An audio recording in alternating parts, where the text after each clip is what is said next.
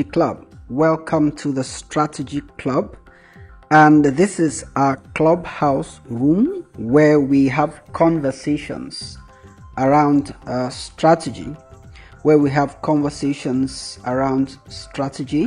and we're just going to start off very quickly this evening's session.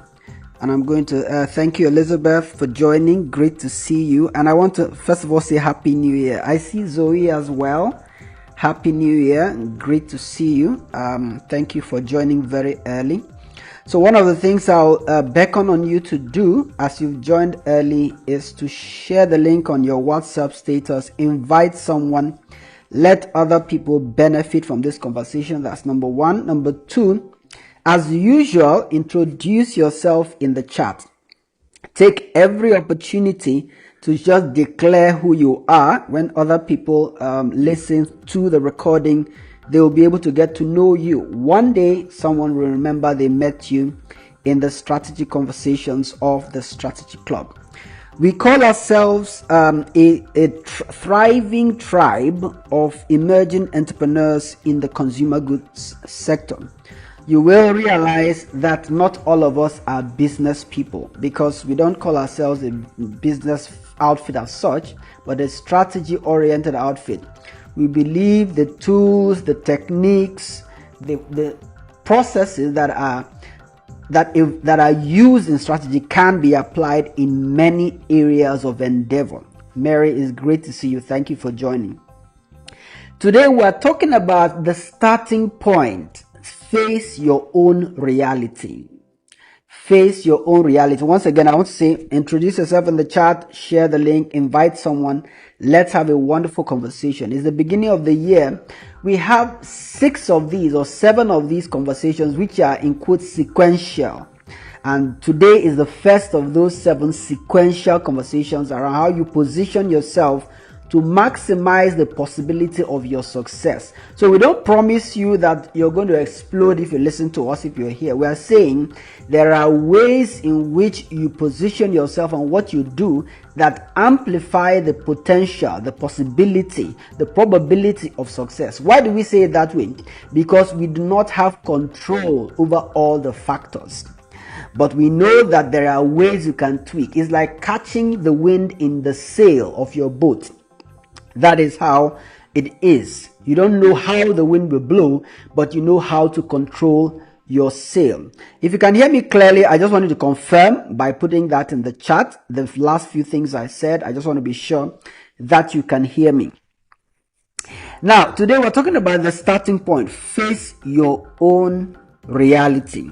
Your reality is the composite of who you are and what you are surrounded by. Your reality is the composite of who you are and what you are surrounded by. And that is very important to grasp. And I want us to keep paying attention. You may be multitasking. That's fine. You may be, involved in one or two other things while you are listening. Great. Thank you for confirming. But the important thing is that you make sure you are picking the salient points, picking the nuggets, the sequence, the flow of thought. Because this is about a 45-minute speech. And the way we do it is, after speaking, in quote, the theory, now we have a conversation. And you'll be able to marry that theory with your experience and tell us, this doesn't make sense or this makes sense. Because we want it to be conversational, but we don't want it to be chaotic. So we first of all deliver the session in about 30 to 45 minutes, and then we have a conversation. So I said your reality is the composite of who you are and what you are surrounded by. Who you are is the combination of what we call nature and nurture. Nature being that which is naturally you are endowed with, that which you are born with, that which is part of you. Nurture being that which you inject into yourself by reason of external exposure. It may be education, reading something, the relationships that you form, and so forth. So you have your nature and your nurture. You have the composite of that combined with that becomes who you are, and then you have external factors consistently impacting how the outcomes of your life evolve, and those are called external factors. In the interactive ideation session, we've tried to unearth these things using strategy tools called the SWOT and the pastel. Now, why I have just described this concept of who you are, this concept of your reality, who you are, what you're surrounded by, because that's what we're talking about. We're talking about the fact that where you start the conversation or the journey of strategy is from where you are. It's not about daydreaming.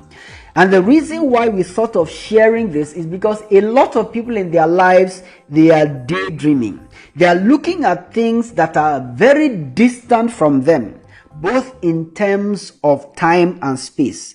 They are looking at people who are living abroad or people who are far away from them in terms of the level of achievement. And they are overwhelmed. They are overwhelmed by the achievements of such people. They are overwhelmed by the distance that those people have given to them. And once you get to that point, either you are too discouraged to make any effort, or you have completely given up, or you are trying to do something that you will never be able to do in reality. Remember that we said, look, when we talk about strategy, it's not just about motivational speech. We fully acknowledge and recognize that there are certain things out of our control. So we are positioning ourselves to be in the best, to maximize the advantages that are available to us in the best possible ways. So it's not daydreaming, it's not wishful thinking, it's not blind faith. But the reason why we start this conversation with the concept of your reality is because we know a lot of people are daydreaming. A lot of people, their mentors are too far from them to catch up. Too far in terms of how much they have done already with their own lives, or too far in terms of their geographic location, so the context is not the same, or too far in terms of proximity. Now, there are people you typically associate with success. All of us associate them with success. And I read a post on Facebook the other day. Somebody was talking about the fact that if you put money, 10 million on the table, and you put a book about how to make 10 million on the table, that he would choose the book. And that sounds like a very powerful, motivational, ideal, state of thinking. But that is not the truth. The truth is that the fact that you know how to do something does not mean that you will do it. The fact that a lot of us know how to do something. We know the sequence, the process. We know that you can get rich by investing. We know that, right? We know that you can progress in your career by working hard, and so forth. We know all these are apparently basic things, but the truth is that we cannot always reproduce the outcomes that we see in people's lives, because it's not just about knowing the steps. There are quite a wide variety of factors that we have to bring into context in order to repeat the experience, if at all we are ever going to repeat the experience in our lifetime. So the point is that let's not think that just because we have a book about how to make 10 million, that we're going to do it. You better just pick the 10 million on the table, because that is the shortcut to achieving the goal, if your goal is making 10 million. Thank you for those who are introducing themselves. Please do so if you're just coming in, and do share the link, invite someone, put it on your WhatsApp status. So today we're talking about facing your own reality. That is the starting point. And I'm going to try to describe the lives of a few people we typically recognize as successful. And then I want you to pay close attention to some of the nuggets of their lives, because what we're picking is not the story. What we're picking is the principles behind their story. Because like I said, you may not be able to reproduce what they've done, but you can identify the common threads in these different stories and ask yourself, where are the principles that I can adopt starting from where I am, rather than just the daydreaming, rather than just the wishful thinking, rather than just the efforts that will never amount to the outcomes because you are not in the same context. When you are not in the same context and you try to repeat the efforts of another person, you are not likely to get the same results because the context is completely different. Aliko Dangote is estimated to be worth $14.1 billion. About the richest man in Africa, chairman of Dangote Group. They just finished building an oil refinery that they are now going to begin to refine oil in Nigeria. Big man. And everywhere we go, we hear his name.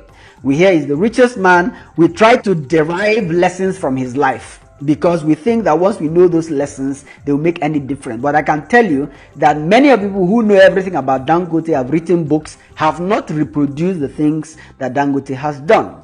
We talk about Elon Musk, who is also the richest man, very daring inventor, South African, who moved to the US, and created the likes of SpaceX, the likes of, Tesla, the likes of, moved Twitter to X and still making a success of it, making money amidst all sorts of backlash from the public. The richest man in the world. We've heard of Jack Ma, all the way from the other side of the world, from East, from China, who founded Alibaba. He had to wait 14 years for the thing to make sense, and become a global phenomenon. We have heard of Strive Masiyiwa, who fought his way into the mobile telephony sector, became one of the earliest telephony companies in Africa, in fact, practically the earliest in Nigeria, before the corrupt government pushed him away. We've heard of Michael Tedola, who is a son of a former governor in Nigeria and is one of the richest men in Nigeria, a billionaire worth about $4 billion. We've heard about Innocent Chukwuma, the founder of Innocent Motors. And recently he got a victory that over GT Bank to them, quite some, is it like $2 billion thereabout, because of a certain, quarrel they had for the past few years. We've heard of Cosmos Maduka, the founder of Coscharis. He broke through in the spare parts supply industry in Nigeria because his name was different from every other person. He's the name of his company, Coscharis. He sounded Greek. So, Africans always like everything foreign. So they put him on the list of suppliers, vehicle suppliers to Nigeria's government. That's how he got his breakthrough. Everybody else was calling themselves Kenneth and Sons Limited. So when you see Kenneth and Sons, this one is from Igbo. He's an Igbo man. He's a Nigerian. But when they saw Coscharis, they thought, oh, this guy must be from Greece. So that's how he got his breakthrough. Now, these are people that we typically associate with success. And I'm going to go through some of the salient points of their success, right? Because I want us to pick the lessons. I want us to pick the principles. I want us to grasp their context. That's the very important part. Grasp their context so that you know some of the elements that they could not have engineered, that helped them to succeed.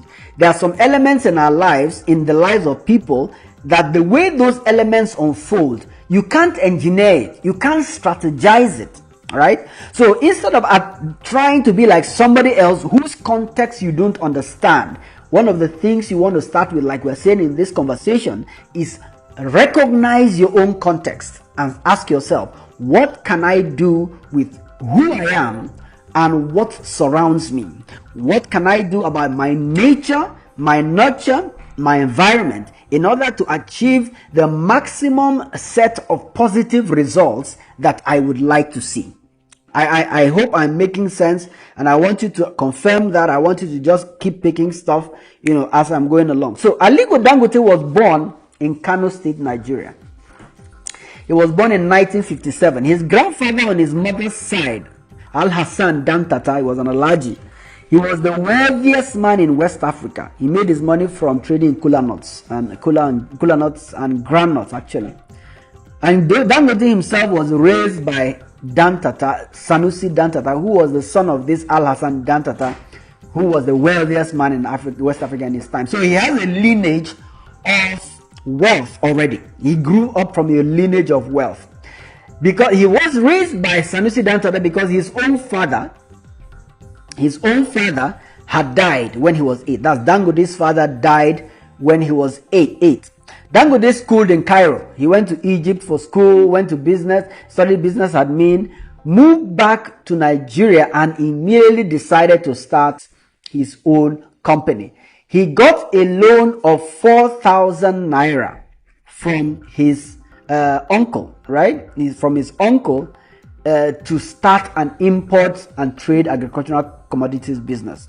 Now, 4,000 naira in 1977 is the equivalent of 10 million naira today. 4,000 naira in 1977 is the equivalent of 10 million. So imagine somebody giving you 10 million today to start a business. Do you have any problems anymore? Do you have any problems? 10 million naira. You know, so that's the reason why I'm mentioning some of these things is for you to get the context of some of these people, right? This is a guy who grew up in a rich family. He got a loan of 10 million naira in today's 10 million naira. If I convert it, it's probably about maybe $100,000, right? No, I think it's $100,000. Yes, you know, $100,000 to start a business. You know, and that's how he began to grow his empire in commodities, right?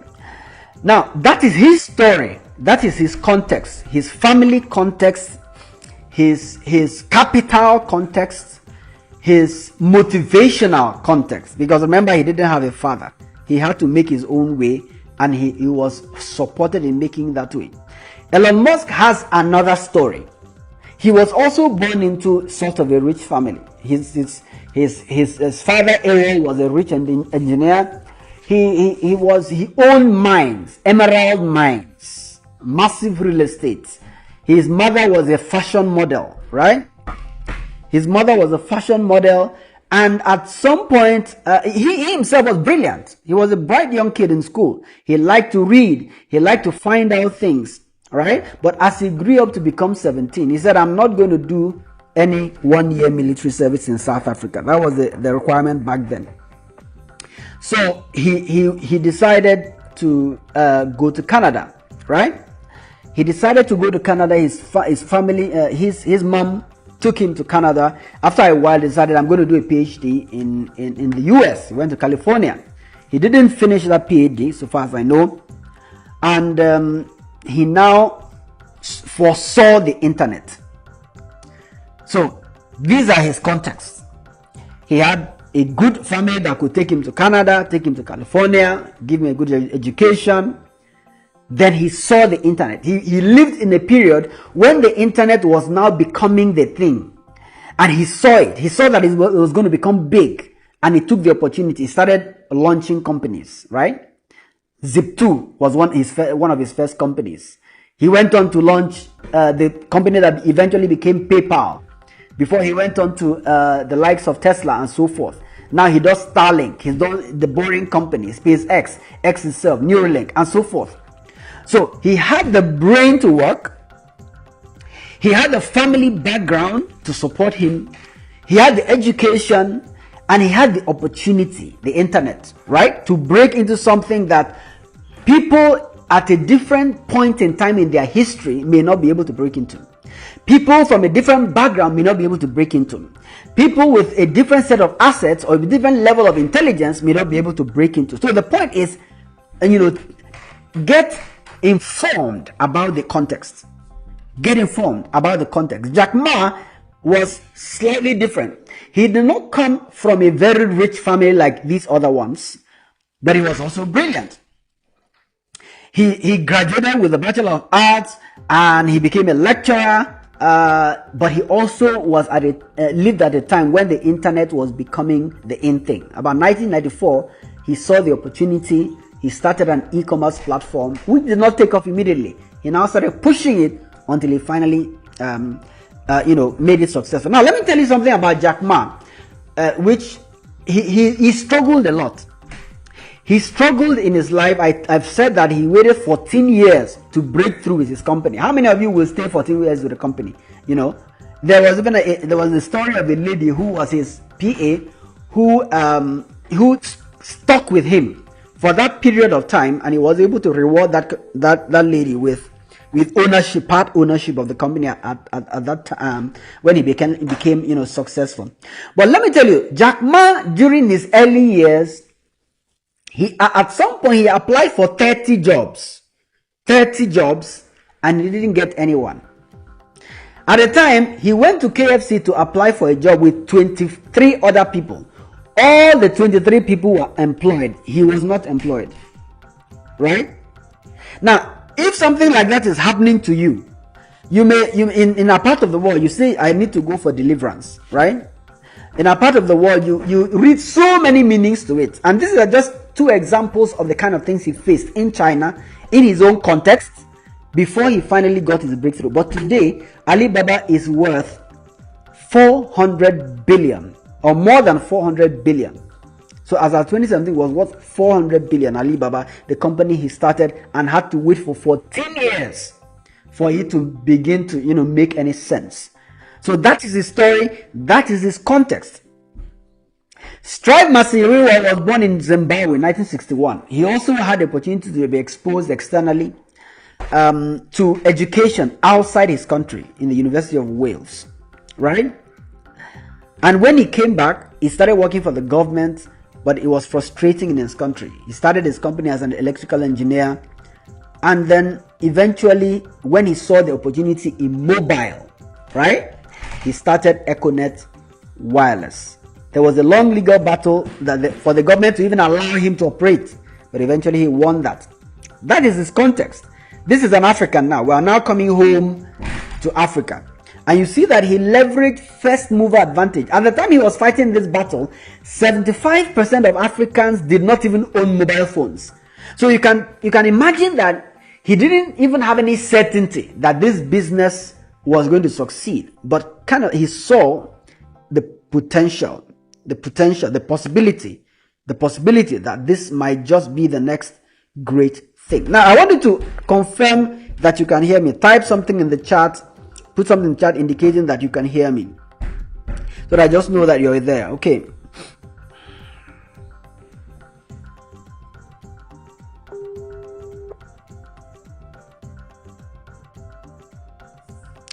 All right. So I've talked about three people now, from three different contexts, and I want you to pick the lessons, pick the family backgrounds, pick the educational exposure. Remember, nurture and nature, what they couldn't control. Where you are born, you can't control that. You can't determine who will give birth to you. Somebody posted a joke, in one of the chats, that this lady was, saying that she was going to sue her parents for giving birth to her and so forth. Those kind of things, you can't control it. You can't determine who will give birth to you, right? So you can't determine who will give birth to you, but in some of their cases, they were given birth to by rich people. In some of their cases, they had enough money to go for education outside their country. One of them had loans to the tune of 10 million naira and so forth. Strive had the opportunity to fight a battle that he won. He saw an opportunity in the mobile, which brought him to limelight. So different contexts for different people. Femi Otedola was born in 1962. He was born to a one-time governor of Lagos State, Nigeria. He's the fourth richest man in Nigeria today. Why? Because he entered the oil retail sector. He entered that sector, and he had a lot of friends in government. He was funding the PDP government party in Nigeria. He was friends with Olusegun Obasanjo, was president at one time. He had appointments from both Obasanjo and Goodluck Jonathan, the president that took over from Obasanjo, and so forth. So his context, he had people around him. He was exposed to government because of the connections of his father, and he could make those huge, giant strides. Innocent Chukwuma was not the same. He was the last of 6 children. He didn't even go to university, right? He started working with his elder brother who owned his drugstore, like what we call a chemist, 1981. He then began to work for another person, a chief, who was a motorcycle dealer. I want to just acknowledge those who are joining. Thank you, Chief, for joining. Thank you, Kenneth, Mercy. Thank you for joining. I hope you are getting value. You can introduce yourself in the chat. You can share the link, invite others to join in. Now, so Innocent Chukuma had this background of, in quote, poverty, but he was exposed to the spare parts business, and then he went into that business of doing motorcycle spare parts. From there, he went into plastic manufacturing. From there, you know his story. He's now one of the big manufacturers of vehicles in Nigeria. And, you know, that facility was even commissioned by Goodluck Jonathan as far back as 2010. He saw the opportunity. People couldn't afford brand new cars from outside the country. He said, let me do it for them. Now, different backgrounds once again. Finally, Cosmos Maduka was another person who was not from a rich background, who went through the Igbo apprenticeship system. As a teenager, he had to work for his uncle, right? In one of the in the marketplace. And one day he said he's going for a Christian program. He locked the shop to go. His uncle found out and sacked him, gave him 200 naira to start his own business. He didn't want him anymore. And he started also doing motorcycle spare parts and grew his business. And let me tell you something I heard from Cosmos Maduka himself, right? When he was sharing his own story. He had this he wasn't educated. I don't think he finished secondary school. I don't even think he finished secondary school. But he had the street smartness. So he did these things that Igbo people typically do in the market. Do you have this spare parts? Oh, I'll get it for you. Then he goes to the back, turns around, and comes back to his neighbor. His neighbor is not as versed, as knowledgeable about the parts as himself. So he collects it from his neighbor, sells to the customer, collects the money, takes his profit, and on, and keeps growing his company. So he retains the customer by that practice. So the customer always comes to him when they need the part. The breakthrough he had, like I said earlier, was when the government of Nigeria was issuing import licenses for cars. They were looking for international companies of repute. So when they saw the name Coscharis, it sounded like a Greek company. And that is how he was selected. And he began to go to Japan to bring in cars, etc. Today, the rest is history. Now, I want you to reflect very quickly in... Yeah, thank you for confirming. Very quickly in a few seconds, with all these scenarios I've talked about. Some of these scenarios are, in fact, they are very diverse scenarios. Some had rich backgrounds, some had poor backgrounds. Some started very early, some started much later. Some were educated, some were not. Some went abroad, some grew from home. So you can't really say the formula for being rich, or the formula for being successful, or the formula for building a successful company. Is a difficult thing to place your hands on. You can, however, pick on the principles. The principles like resilience. Can you wait for 14 years for a company to, flourish?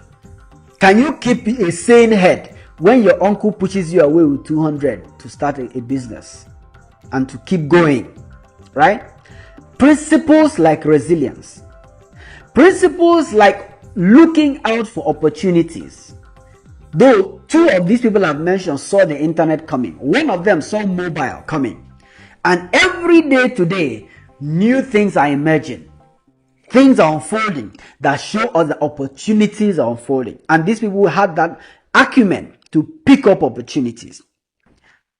Learning. And here, in this case, if you scan across the rank and file of these people I mentioned, you discover some of them were exposed to formal learning. Some were exposed to informal learning. But the truth is that they had to learn in order to survive in the marketplace. So there are principles to pick up. But you cannot say that, oh, because he was this and that. Some people make very abrupt, flippant conclusions.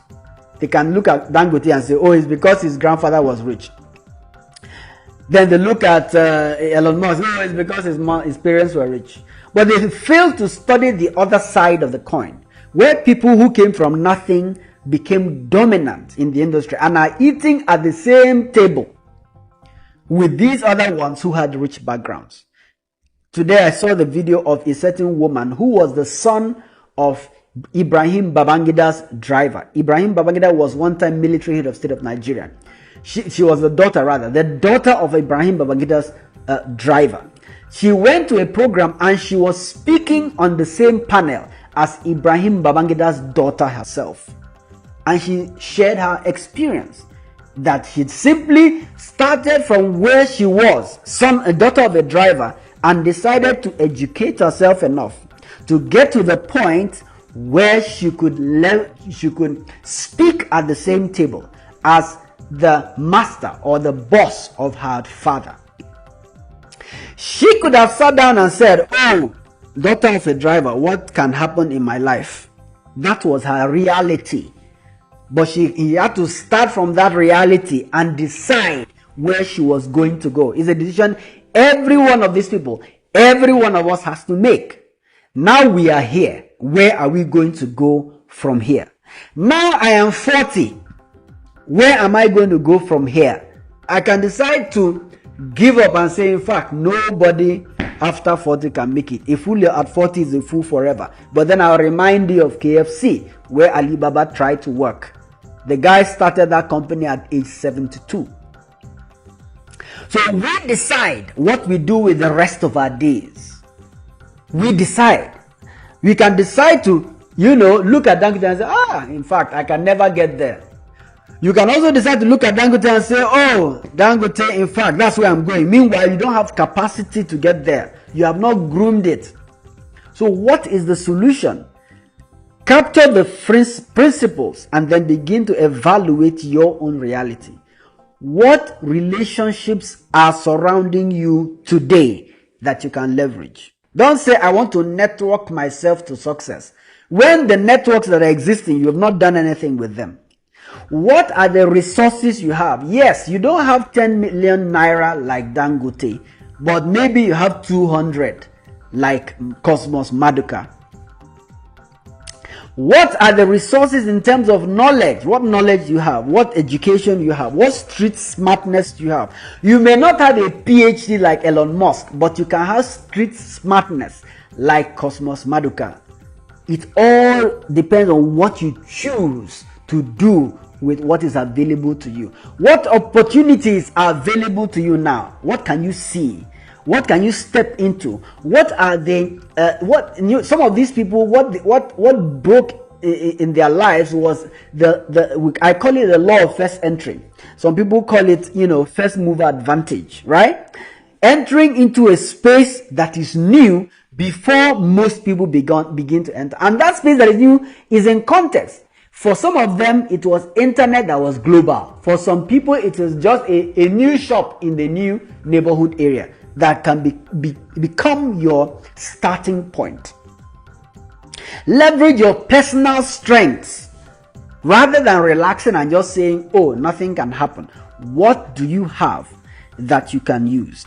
Now, I want to digress a bit and tell you about a story of Lee Kuan Yew. This is the story of two nations. One nation, Singapore, the other nation, Ghana. It is written in the book From First World to Third World, written by Lee Kuan Yew. He gave the narrative of when he visited Kwame Nkrumah in Ghana.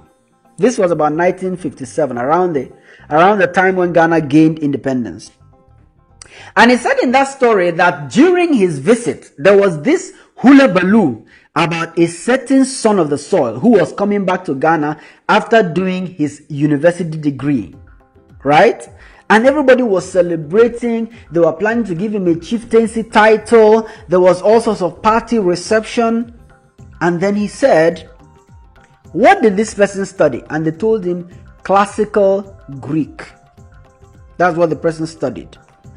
He said to himself, why is a nation that is just gaining independence celebrating somebody because they went to study classical Greek and they are coming back. What are they going to do in their nation with classical Greek? This was 1957. That is when Lee Kuan Yew knew that this nation called Ghana, we are going to surpass them by miles if this is how they think. Forgive us for that conclusion, but that is the conclusion he came to in 1957, because it has to do with a way of thinking, right? What am I talking about? The context. This country needs development. They need to build their nation, but they are going to study courses in university that advanced countries that have solved their basic problems are studying. Classical Greek, right? Studying for the sake of studying itself. And that's why here in the Strategy Club, we believe that in our context in Africa, one of the things you need most is knowledge that can be quickly translated to practice. That's context. Otherwise, you will just be flaunting knowledge like a chieftaincy title, right? Without asking yourself, how is it going to translate? How is it going to change my life? This guy, this celebration also indicated to Lee Kuan Yew that these people, why should they like fanfare so much when it is not yet time to celebrate? They just got independence. It's not yet time to do all this kind of fanfare. They are not reading their environment. You're not reading your environment. You're not saying like, look, where I am now, I cannot buy 3-piece suits. Let me buy a t-shirt and grow. Where I am now, I cannot be going for every party. That is facing your own reality. That is part of what it means. Where I am now, no, it's not everybody that can be my friend. Where I am now, I can't give people money. That is facing your reality.